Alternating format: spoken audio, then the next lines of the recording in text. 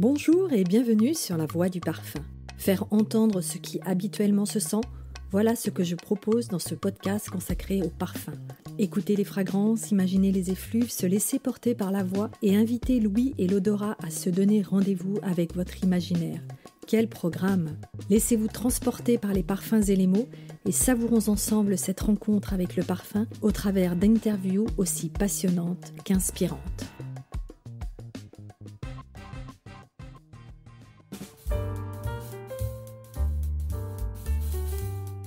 Bonjour Aurélien. Bonjour Isabelle. Vous avez grandi près de Grasse, entouré de parfumeurs, formé à l'école de parfumerie de Givaudan. Vous êtes resté 14 ans dans l'entreprise suisse et y avez créé de nombreux succès.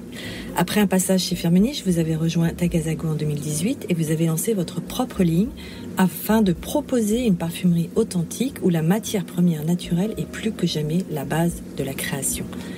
En 2016, vous avez fondé en famille une exploitation de roses centifolia en culture biologique dans la région de Grasse. Vous êtes le seul parfumeur à posséder et produire votre propre rose centifolia. D'où vient cette fascination pour la rose, la centifolia en particulier, et comment aider nos auditeurs à la sentir? Déjà, c'est très complet. C'est une fascination plus pour la terre que pour la rose. J'ai grandi dans une famille de parfumeurs, mais aussi de gens qui étaient proches de la terre.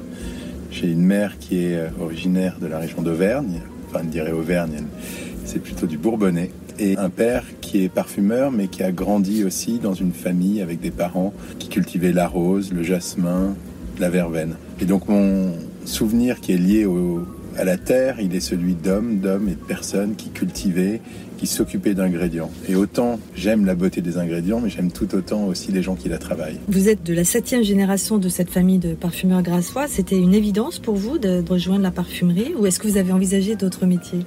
Alors ça n'a jamais été une évidence. J'ai eu surtout la chance de grandir au contact de gens qui aimaient ce métier, qui en faisaient une manière de vivre et qui ont toujours été des modèles. Pas des modèles dans la création et dans ce qu'ils faisaient nécessairement, mais dans la manière de concevoir ce métier. C'est-à-dire une certaine éthique, une certaine liberté, une manière de vivre, une manière entière de vivre du parfum. Et ma mère est toujours sculpteur, mon père parfumeur, et donc tout ça se mélangeait. C'est-à-dire qu'à la maison, on avait à la fois des peintres, des sculpteurs, des parfumeurs, et des gens qui parlaient de ça comme on parle de football dans des foyers. Nous, on parlait art, et le parfum, on faisait partie. Vous venez d'évoquer votre maman, Béatrice Guichard, donc en effet sculpteur. Jean Guichard, votre papa, donc on l'a dit tout à l'heure, parfumeur de renom. Votre grand-père, Georges Guichard, qui est expert en rose pour la maison Robertet. Être le fils héritier de tel savoir et de talent, c'est un atout, un défi, un frein? Alors c'est beaucoup de choses, mais je pense que c'est surtout une chance pour moi. Évidemment, ça dépend les parents que vous avez, les grands-parents que vous avez. Pour moi, c'est une chance parce que c'est des gens qui, je pense, ont été vraiment respectés dans leur domaine, mais aussi qui m'ont éduqué avec beaucoup de bienveillance et surtout sans jamais me pousser à devenir parfumeur. Vous avez évoqué votre amour de la terre tout à l'heure, vous êtes un amoureux de la nature, vous chassez, vous ramassez des champignons, vous pêchez, vous avez une collection d'objets insolites et avec ce père mi-poète, mi-scientifique, comment vous vous êtes construit? Alors déjà c'est curieux parce que la chasse et la pêche c'était des passions que j'ai eues quand j'étais très jeune, qui étaient des passions de partage avec mon père, que je ne pratique plus aujourd'hui, que je m'y attache beaucoup moins, c'est-à-dire que j'ai certainement évolué et c'est quelque chose qui me touche moins. En revanche, le contact avec la nature, le contact m'a été permis notamment par mon père et par le milieu dans lequel j'ai grandi. Ce lien dans votre question avec la nature et tout, c'est surtout, je pense, lié à l'observation. Et un père qui est certainement en effet poète et scientifique. Moi, je suis probablement à l'opposé de ces deux choses. Je suis beaucoup plus factuel et beaucoup moins scientifique. C'est-à-dire que lui est peut-être poète et scientifique. Moi, j'ai l'impression d'être intuitif et j'essaye jamais vraiment de reproduire les mêmes choses. Qu'est-ce que vous faites quand vous ne travaillez pas? Je m'occupe de mon exploitation agricole. C'est un autre travail, mais pour vous, ça n'en est pas un. Non, pas vraiment. Ouais. En fait, ce que j'aime particulièrement dans ma vie et dans le fait d'exercer le métier de parfumeur, c'est que ce n'est pas vraiment un métier et que tout ce que je fais, j'ai l'impression, a un rapport avec ça, mais c'est plus une manière de vivre. Et c'est quelque chose, je pense, que j'ai essayé de reproduire par rapport à la famille dans laquelle j'ai grandi. C'est ça, les Grassois par exemple étaient des gens, souvent on me dit, ils cultivaient des ingrédients mais c'était pas leur métier. Souvent en fait dans les familles grassoises il y avait un lopin de terre Et les gens, ils plantaient quelques roses. Les familles, à la fin de la journée, s'adonnaient à la cueillette. Et puis, il y avait des coopératives qui récupéraient tous les jours la cueillette de ces quelques rosiers. Donc, c'était pas dans un but professionnel réellement, c'était des compléments de vie. Et donc, je pense que l'intégration de la matière et des métiers de la parfumerie, c'était très lié à ça, finalement, une manière de vivre plus que juste un métier. Vous avez confirmé que la parfumerie deviendrait peut-être votre métier le jour où vous avez eu un choc olfactif avec une odeur particulière d'un manteau d'une amie de votre maman. Racontez-nous. Quand j'y repense, je ne sais pas si c'est ça qui m'a fait vouloir être parfumeur, mais c'est ça qui m'a fait réaliser que des parfums étaient magiques. J'ai été dans un dîner, j'étais adolescent, un dîner avec des amis de mes parents et mes parents. On était peut-être 8 personnes à table. J'écoutais pas grand-chose à la conversation parce que j'avais certainement d'autres préoccupations à l'époque. C'est dans une brasserie parisienne, en hiver, je me rappelle. Et à la fin du dîner, en adolescent bien élevé, j'aide une dame à mettre son manteau. Elle avait un manteau de fourrure, ça se faisait à l'époque. Et l'odeur de sa peau, de ce manteau et de son parfum était incroyable, tellement incroyable que j'ai éprouvé un désir pour elle. Alors je devais avoir 13-14 ans et je me suis rendu compte que finalement il y avait quelque chose de magique dans les parfums et que probablement la seule chose qui puisse rendre désirable quelqu'un, c'était le parfum. Et probablement rien d'autre au monde. Quelque chose qu'on ne peut pas vraiment expliquer. Et qui est, voilà, je me suis dit que les parfums étaient magiques. Alors ça m'a pas donné envie d'être parfumeur, mais en revanche, ça a transformé vraiment quelque chose, je pense, que je regardais avec des yeux d'enfant, un passage vers le désir, quelque chose d'adulte, et en tous les cas vers quelque chose qui m'échappait, quelque chose de magique. On va justement aller vers cet état d'adulte. Vous êtes passé par des grandes villes, Paris, Londres, New York. Et comment ces villes ont enrichi votre rapport à l'odeur, au parfum, et pour affiner et définir votre signature? Oui, je pense que même les villes m'ont construit. Curieusement, j'ai grandi quand même à Paris, j'ai beaucoup à Grasse. J'étais très très proche de ma famille paternelle. Je passais, je pense, un quart de l'année chez eux. J'avais un père parfumeur qui devait rester à Paris, donc j'étais très proche de mes grands-parents et de cette région. Donc la ville m'a construit dans mes goûts, dans mes structures, dans la modernité. En revanche, la nature m'a toujours ressourcé, comme beaucoup de personnes et beaucoup de provinciaux qui vivent à Paris. C'est-à-dire que j'avais toujours ce lien à quelque chose de doux, quelque chose de vrai, quelque chose qui vous donne des idées. Et ça a toujours été le cas dans ma vie.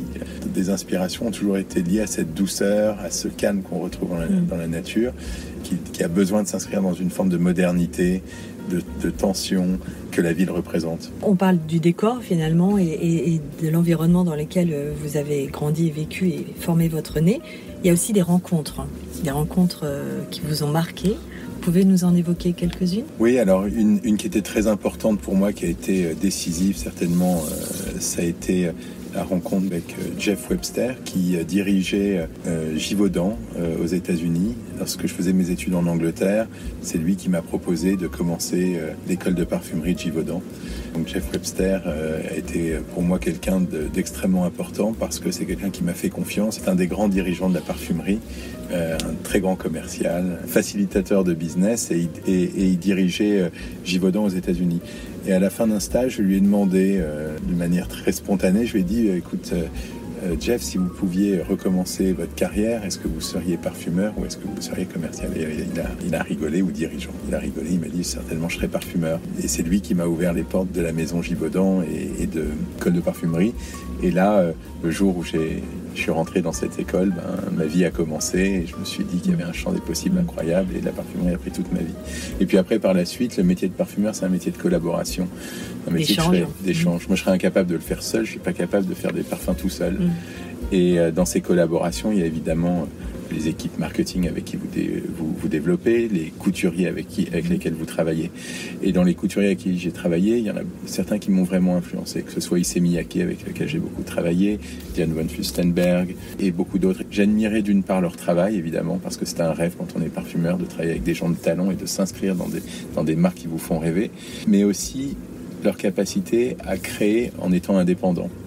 Et ça, c'est quelque chose qui m'a beaucoup inspiré, c'est-à-dire la force d'entreprendre, le courage de monter sa propre maison de couture, le courage de monter sa propre marque. Et c'est aussi ce que j'ai retrouvé avec des gens comme Francis Kurjan, comme Alberto Morillas et d'autres amis, Sonia Constant, où je l'ai vu des gens qui étaient allés au-delà de leur discipline et qui s'étaient, en plus de travailler au service de maisons de couture, fondé leur propre maison. Ça, C'était un peu des mentors ou vous le voyez pas comme ça? Non, alors moi j'ai eu des mentors en parfumerie. J'ai eu mon père évidemment, oui, mais plus sur la manière de voir ce métier.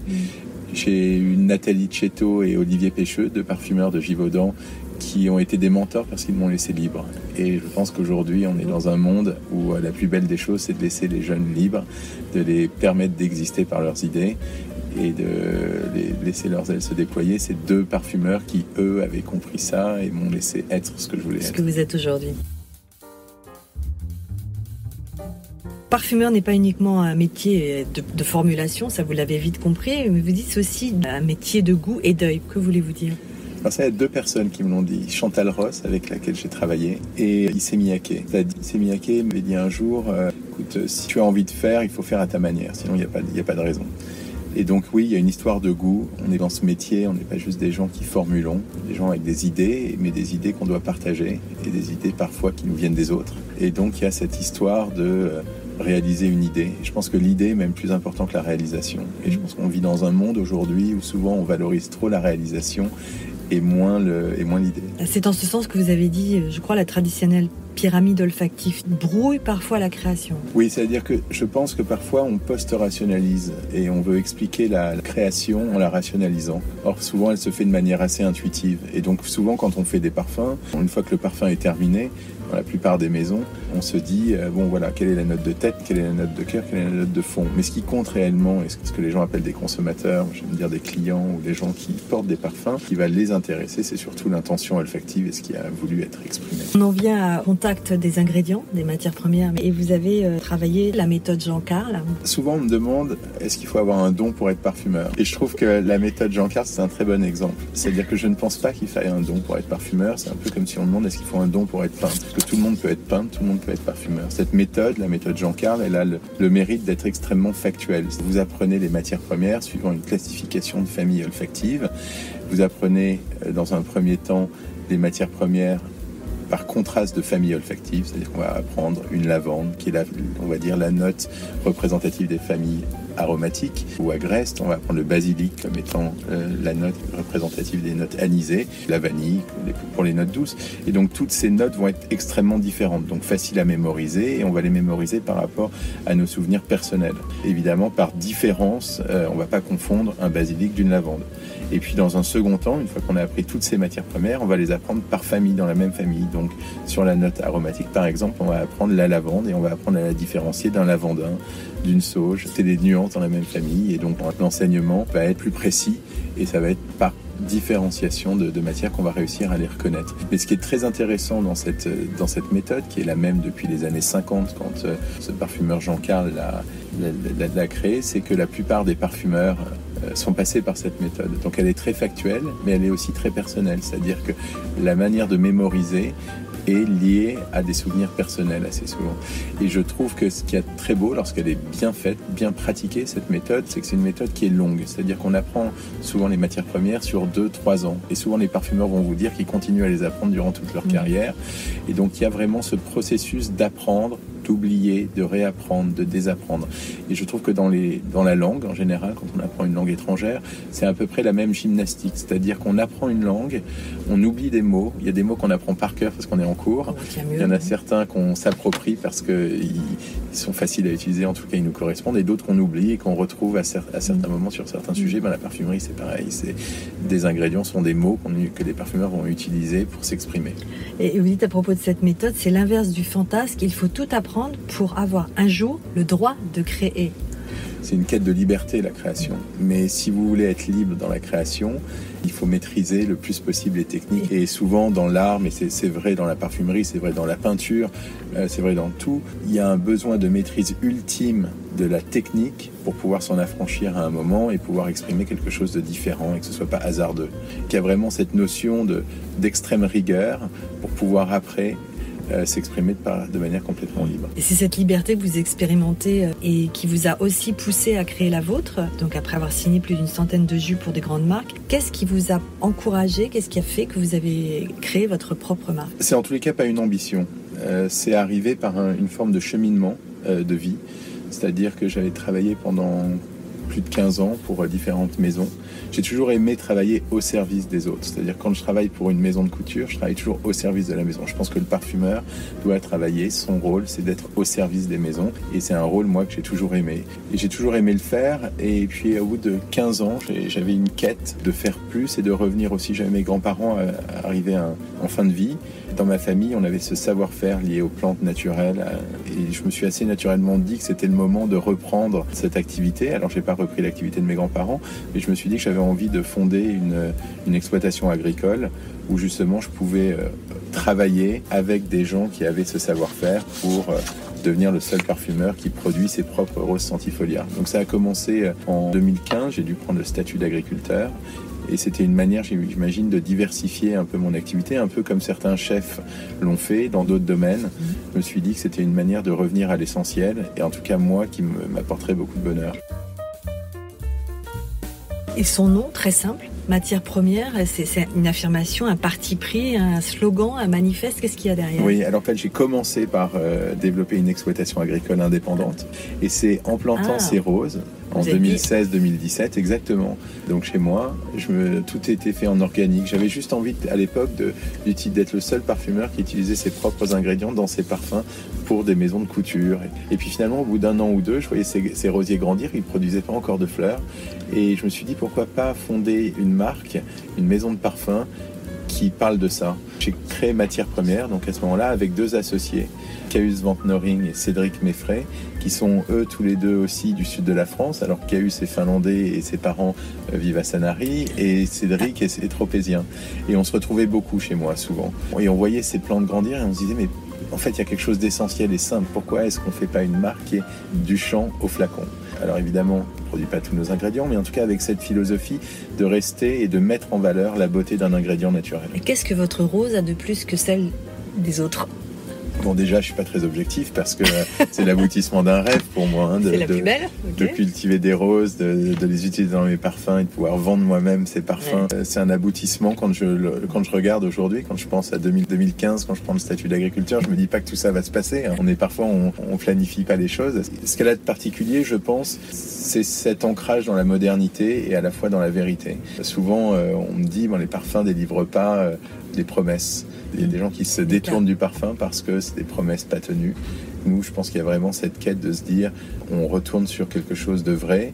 Matière première a le but aussi d'ancrer la matière dans quelque chose de moderne. C'est-à-dire qu'assez souvent, je trouve que le travail des maisons qui sont hautement qualitatives ont un positionnement qui est très beau, qui est très respectable et que j'admire, dans la tradition, dans une forme d'écriture très française. Matière première s'adresse justement pas du tout à ça. C'est travailler sur une parfumerie des plus qualitatives au monde en termes de qualité d'ingrédients et de jus, mais avec une écriture moderne et avec une universalité. Je pense que l'accès et la compréhension d'un ingrédient est universel.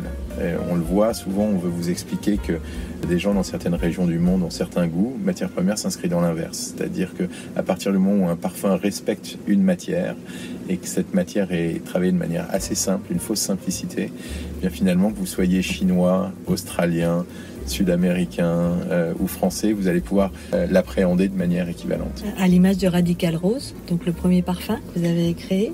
Alors c'était pas le premier. C'était pas le premier. Non, pardon. Parce que les roses n'étaient pas prêtes. Mais vous voyez, ça c'est notamment une expression de la vérité de ce qu'on fait. On a eu l'idée de faire Matière Première en 2018. On a lancé Matière Première en octobre 2019, 3 mois avant le Covid. À l'époque, mes roses n'étaient pas prêtes. Et donc on a lancé une gamme de 6 parfums à l'époque. Et puis la marque a connu un succès incroyable directement chez Harrods au printemps, qui étaient les 2 seuls magasins que nous avions. Le Covid, évidemment, comme pour beaucoup de marques, a été très, très compliqué parce que finalement on n'avait que 3 mois d'existence, mais en même temps il y avait une forme de buzz qui s'était fait. Et cette période de Covid, nous, ça a été une période où on a eu énormément d'échanges avec beaucoup de personnes de l'industrie qui voulaient distribuer Matière Première. Et c'est en 2020, un an après que Matière Première a été lancée, que Radical Rose est sorti, avec cette idée de créer un parfum avec la plus haute concentration de rose centifolia dans un flacon. Et c'est intéressant, Radical Rose, parce que quand vous êtes parfumeur et que vous travaillez donc avec cette idée qu'on va essayer de préserver la texture d'un ingrédient, vous devez faire avec les qualités olfactives d'un ingrédient. Donc souvent, par exemple, pour une rose centifolia, sa complexité, sa tenue, son opulence, mais aussi avec ses défauts. Et donc, quand vous travaillez une overdose, et là on parle de réelle overdose dans chaque parfum de matière première, vous devez faire avec ça. Et finalement, les qualités et les défauts font la personnalité des choses. Et donc, le défaut d'une rose, souvent, en tout cas, moi, ce que j'y trouve, c'est un côté qui va être trop féminin, ou parfois un peu vieillot. On parle souvent d'une facette miellée qui peut faire ancienne sur une rose centifolia.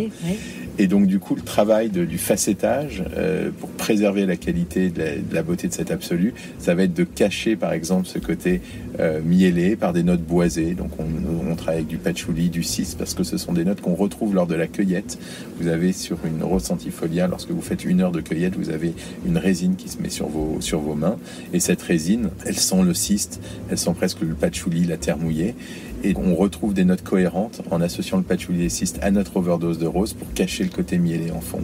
Et le reste du départ, c'est juste quelques notes de safran qui vont amplifier l'éclat de la rose, mais rien de plus. Et en fait, cette forme de fausse simplicité, c'est ce qui donne, je pense, l'unicité des parfums matières premières. Avec l'ambition de faire ressentir la texture, mais vous dites la beauté immédiate. Oui, on parlait tout à l'heure de forme pyramidale. Matière première, en fait, dans la composition, j'essaye de faire l'inverse. C'est-à-dire, les parfums sont assez linéaires. Lorsque vous sentez un parfum matière première, il n'est pas fait de notes de tête, de notes de cœur, de notes de fond.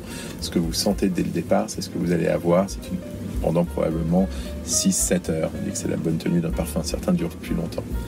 Et j'avais en fait ce constat que tous les parfumeurs vous diront qu'ils font les parfums avec des très belles matières. Et je le crois volontiers parce que j'en fais partie. Mais souvent, les parfums sont trop complexes. Donc on n'arrive pas vraiment, ou que ce soit un expert ou un non-expert, à juger de la qualité des matières premières. Donc souvent les gens lient la qualité à la diffusion, à la puissance, au sillage. Mais finalement, si on fait un parfum avec une seule matière première centrale, on doit être capable de retrouver la beauté de la texture d'un absolu qu'on a sur une orgue à parfum d'un parfumeur.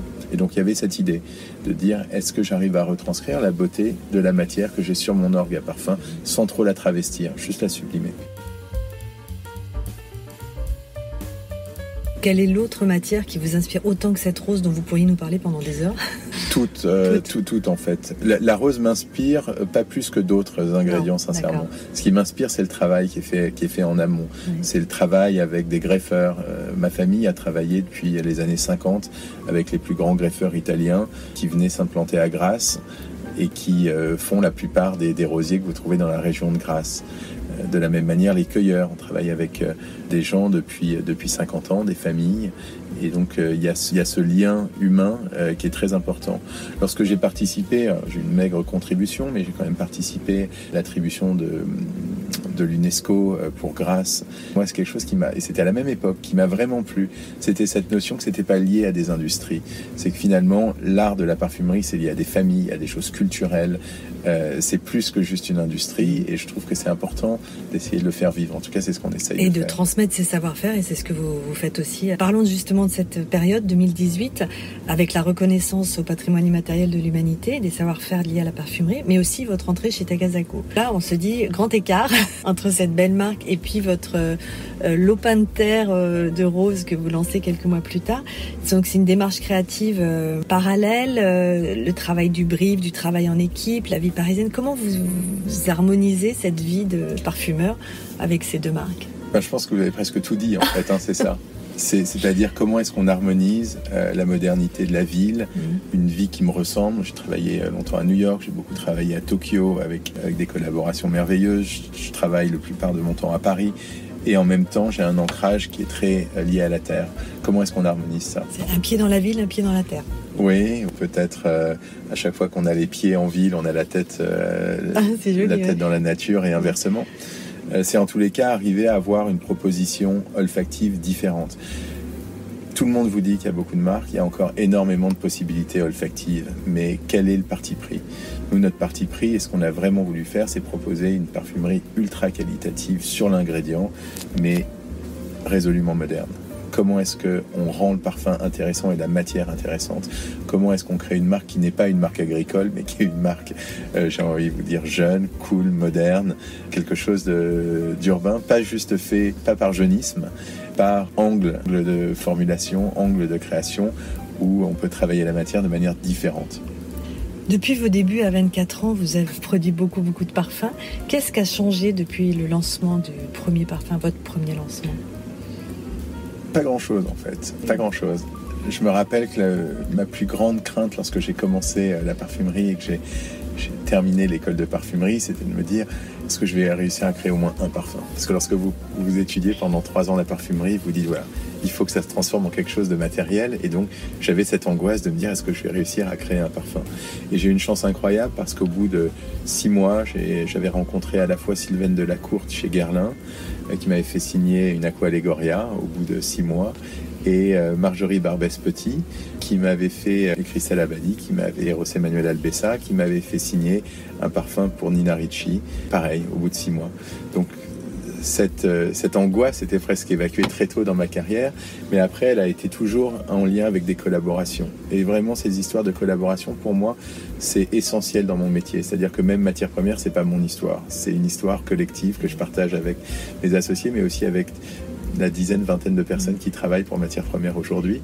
Et donc il y a cette démarche de partage. Et je pense que l'art et la création de manière générale est beau lorsqu'on le partage et on travaille pour les autres. C'est-à-dire que je vois même lorsqu'on est sculpteur, peintre, il y a cette idée d'expression pour les autres. Lorsque j'ai commencé la parfumerie, j'avais cette envie d'expression de travailler avec des gens de différents horizons, différents pays, différents âges, différentes origines. C'est ce qui vous nourrit. À cela s'ajoute quand même la dimension entrepreneuriale qui est la vôtre, qui n'est pas donnée à tous les parfumeurs, parce qu'on n'est pas souvent l'un et l'autre. Comment vous avez formé cet esprit entrepreneur ? Je pense que c'est les rencontres. Ouais. J'ai travaillé avec des parfumeurs incroyablement talentueux, que ce soit chez Givaudan, chez Firmenich ou chez Takasago. Je pourrais en citer des dizaines de gens qui ont, je trouve, des points de vue, du courage, des envies, des idées que j'aurais jamais eues. Et voilà, et je pense que c'est juste une suite de rencontres. Et puis à un moment, le but n'est pas d'être entrepreneur. Le but, c'est de réaliser quelque chose où vous dites, non mais ça, il faut que je le fasse. En vous écoutant, en sentant vos créations, vous observant, on a l'impression que le mot inspiration est trop faible. Chez vous, l'art de composer des parfums, c'est comme un art de vivre. Je ne sais pas. J'espère, oui. Mais je pense qu'on le voit tous les parfumeurs voient la création de manière différente. Je trouve qu'on touche au sublime lorsqu'on crée des parfums, lorsqu'il y a une symbiose avec la personne pour qui on le crée. Et ça, c'est ce qu'il y a de plus beau. C'est-à-dire que lorsque je crée des parfums pour Matière Première ou lorsque je les crée pour des équipes marketing ou pour des maisons de couture, il y a toujours la marque qui est au cœur et au centre du débat. Est-ce que la proposition olfactive apporte quelque chose d'une part ? Est-ce qu'elle est en ligne avec la maison pour qui on travaille ? Et puis lorsqu'on s'accorde à ça, lorsqu'on est plusieurs à développer ensemble, eh bien on touche à un moment du doigt ce qui est essentiel dans le parfum. Alors on essaye de l'amplifier, de le rendre plus précis. Et il y a une compréhension mutuelle entre le chef de produit, le couturier, le parfumeur. Et quand on touche ça, je pense que c'est un peu ce qu'il y a de plus beau. C'est-à-dire que vous arrivez juste à amplifier certaines matières, en diminuer, et puis vous voyez à quel moment vous embellissez le propos, à quel moment vous le rendez moins essentiel et moins beau. Ce sera le mot de la fin. Merci beaucoup Aurélien. Merci Isabelle.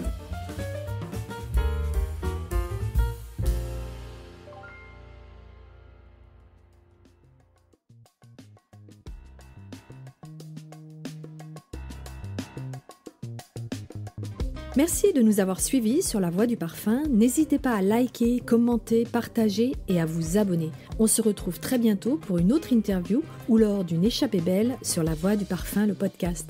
À bientôt!